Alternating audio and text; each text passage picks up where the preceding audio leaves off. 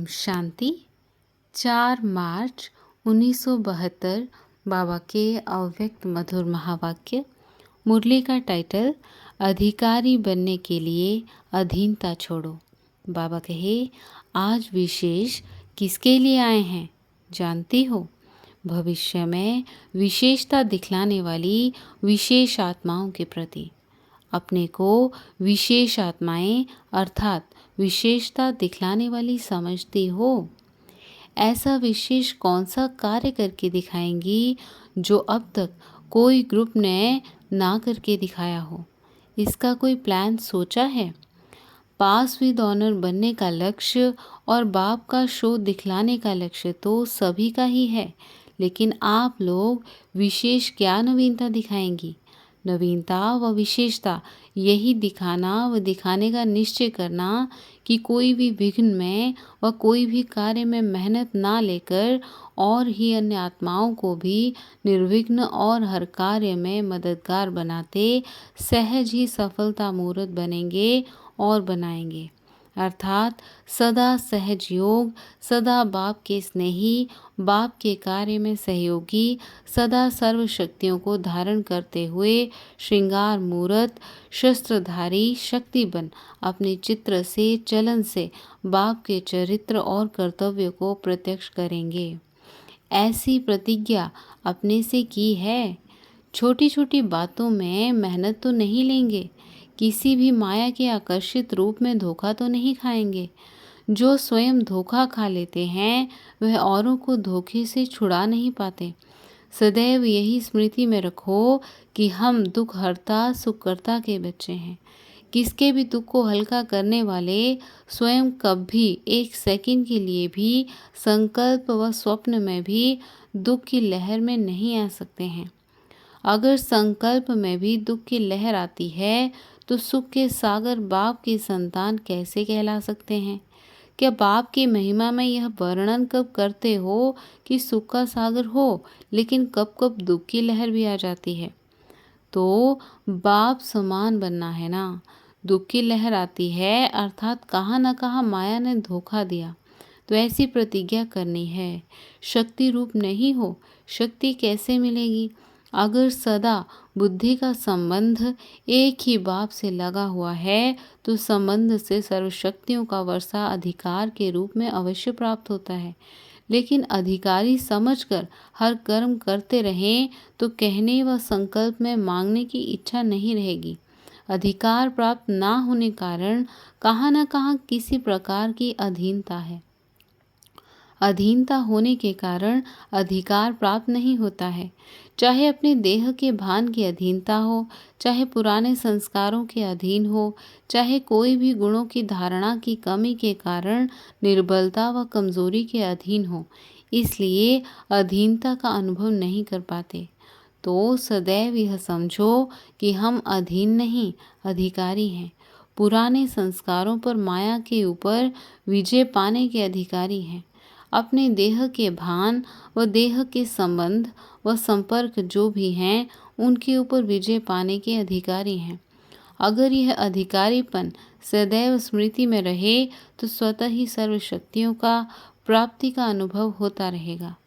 अधिकारीपन भूल जाता है। जो अधीन होता है वह सदैव मांगता रहता है। अधिकारी जो होता है वह सदैव सर्व प्राप्ति स्वरूप रहता है। बाप के पास सर्व शक्तियों का खजाना किसके लिए है? तो जो जिन्हों की चीज़ है वह प्राप्त ना करें तो क्या कहेंगे? यही नशा सदैव रहे कि सर्व शक्तियाँ तो हमारा जन्म सिद्ध अधिकार हैं, तो अधिकारी बनकर के चलो।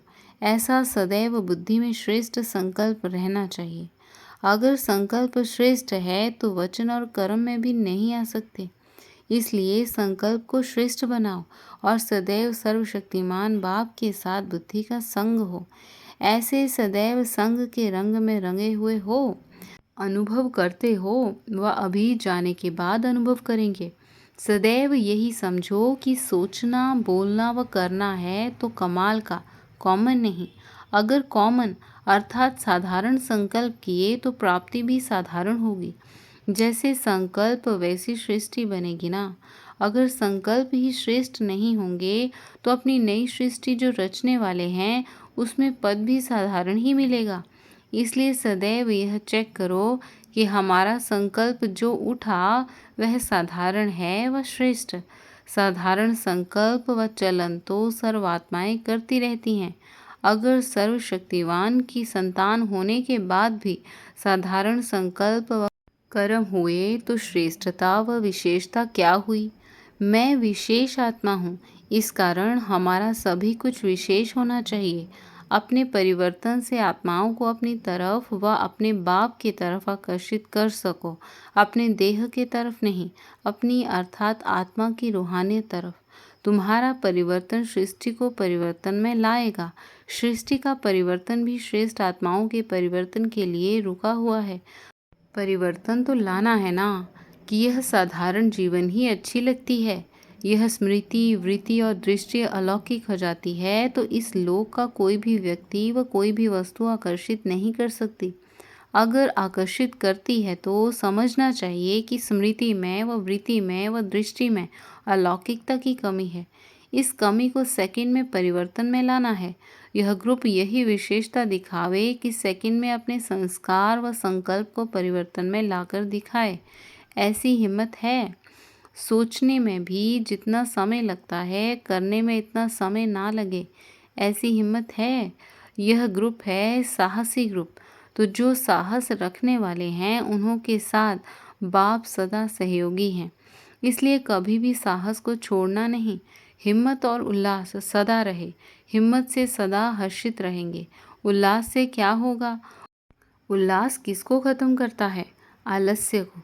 आलस्य भी विशेष विकार है। जो पुरुषार्थी पुरुषार्थ के मार्ग पर चल पड़े हैं उन्हों के सामने वर्तमान समय माया का वार इस आलस्य के रूप में भिन्न भिन्न तरीके से आता है। तो इस आलस्य को खत्म करने के लिए सदा उल्लास में रहो।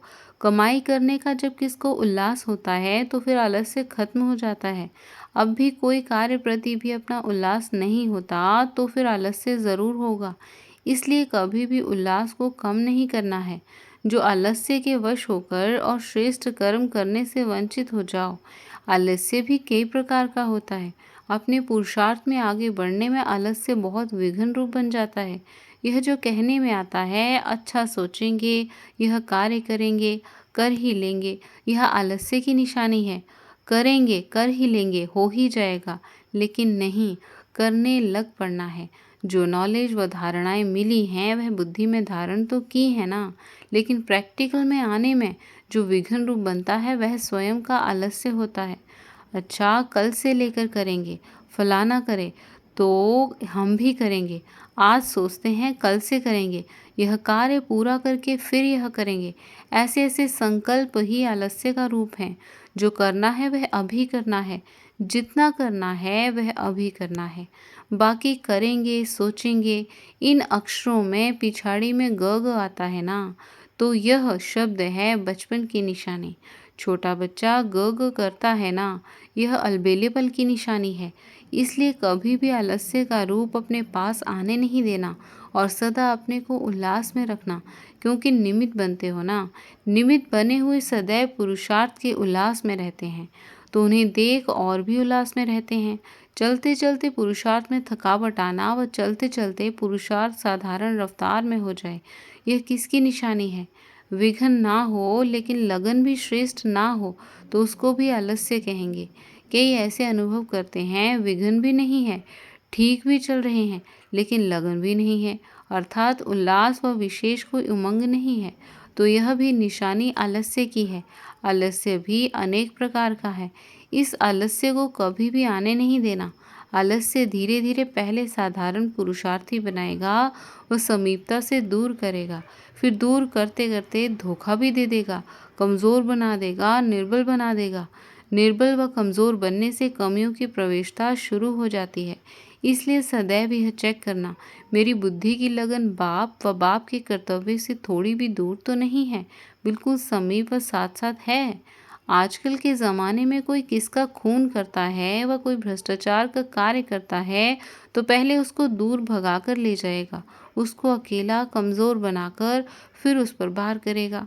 तो माया भी चतुर है, पहले सर्वशक्तिमान बाप से बुद्धि को दूर करती है, फिर जब कमज़ोर बन जाते हैं तब वार करती है।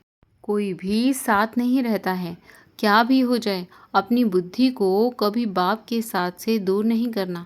जब किसी पर वार होता है तो अपने को बचाने के लिए चिल्लाते हैं, घमसान करते हैं, जिससे कोई दूर ना ले जा सके।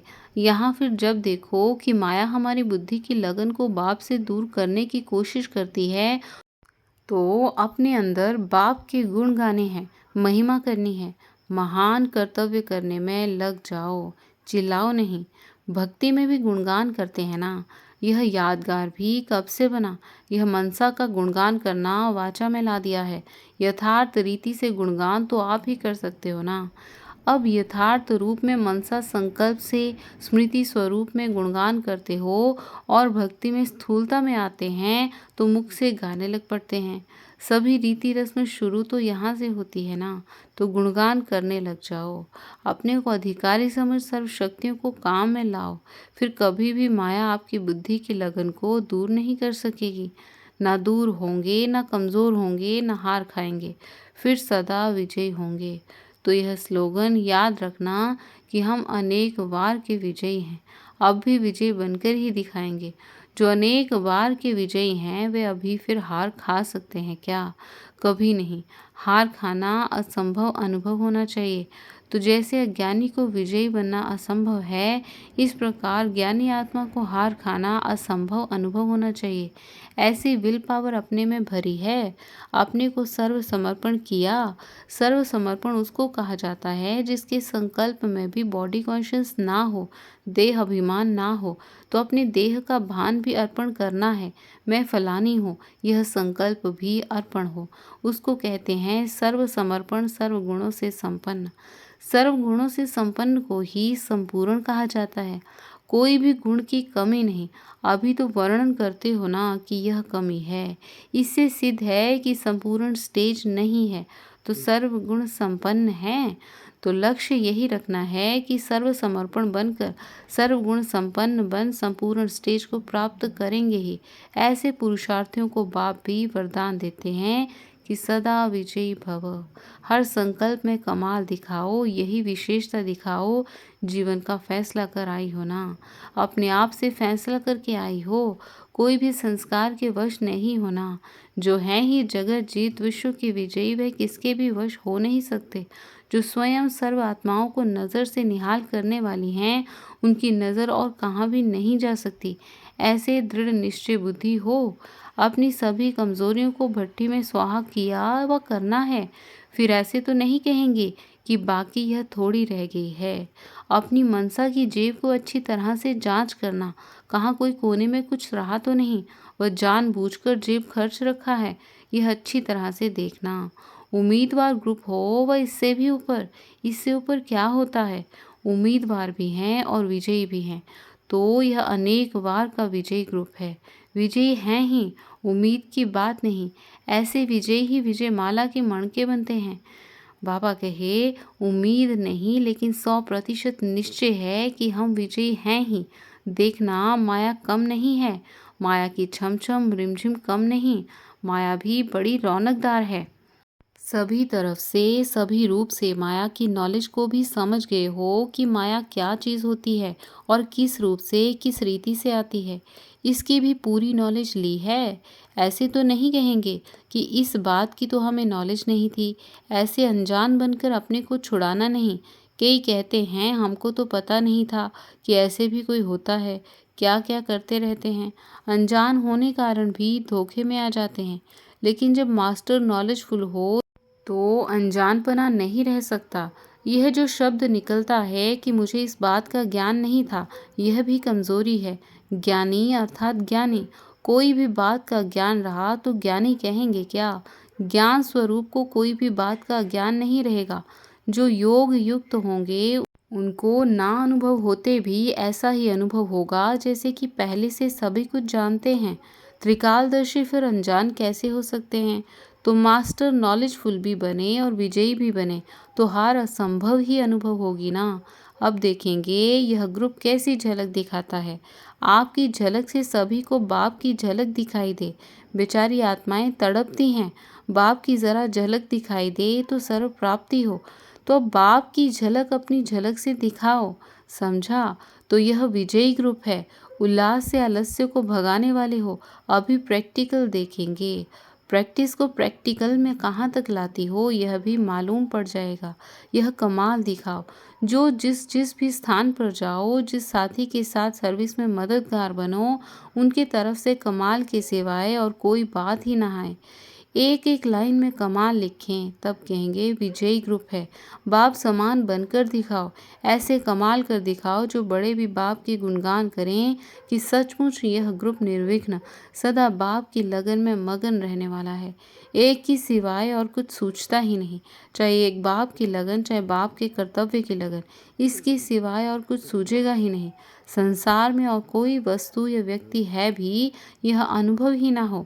ऐसी एक लगन, एक भरोसे से, एक रस अवस्था में चढ़ती कला में रहने वाले बनकर दिखाओ, तब कहेंगे कमाल। क्यों को तो एकदम भस्म करके जाना।